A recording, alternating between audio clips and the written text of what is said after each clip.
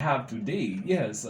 Okay, so to answer your question, for a country like Zambia, our vision as a country, well, I'll say something which may sound controversial to some listeners right now, but it's the truth. I told you when we began that I am young enough to be considered a youth, Yeah. old enough to have lived through the 6 presidents of our country and the 6 governments, so to put it. And let me tell you this, Cliff. I think the last time Zambia had a genuine vision was during the Kaunda era. That I would say. And the first National Development Plan, I was looking at it not long ago. It's a very simple plan. It's a very, very simple plan. But you see, the interesting part about that is that it was indigenously generated. And that's what I want to talk about. It was indigenously generated. Cliff, I cannot give you a vision for your life. You have to generate it yourself. If you're a Christian like I am, you have to communicate with God, and in the secret place, God deposits this vision inside of you. You know, Moses didn't sit on the sideline, and Aaron comes to him and say, you know what, go get the Israelites out of Egypt.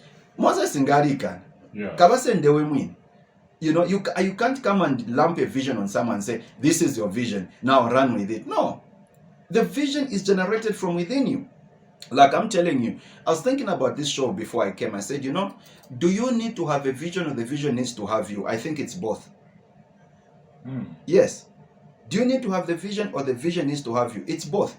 You need to have the vision, but the vision also needs to have you. But the vision cannot possess you if you didn't generate it, if it didn't come from you.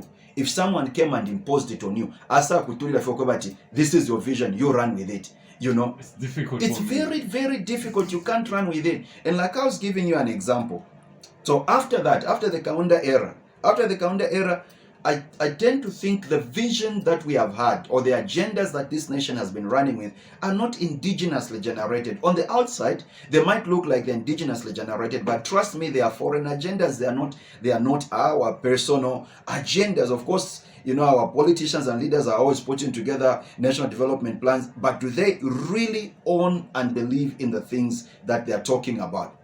I was giving an example of the organization that I lead and our vision, what we call Vision 156. Yeah. We have communicated it in such a way that even a child is able to recite it. Even a child is able to communicate it. Like I was telling him, said, do we own the vision or the vision owns us? For me, it's both. Cliff, you reach a point where ngawalikwata vision as a leader. Ngawalikwata vision as a leader. People have to tell you it's time to knock off. That's how serious it is. You can work until the following morning. I've done that several times.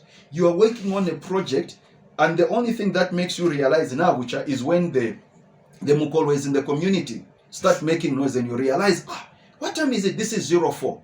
Because there's something that is, you remember I talked about passion and conviction. Yeah. There's a very serious connection between vision and passion. You cannot be passionate about something which was imposed on you. And so, I can give examples of things that the agendas that we have had as a nation, which were not indigenous. Tafia Alif Yesu. People came from elsewhere and imposed them on us. Privatization was one of them. I don't want to go into that debate. So, look at the 7th National Development Plan. Okay? It's great. It's great. It sounds good on paper. But do we own it? Was it generated? Did we sit down as a people and say, this is our picture of the preferred future in Zambia?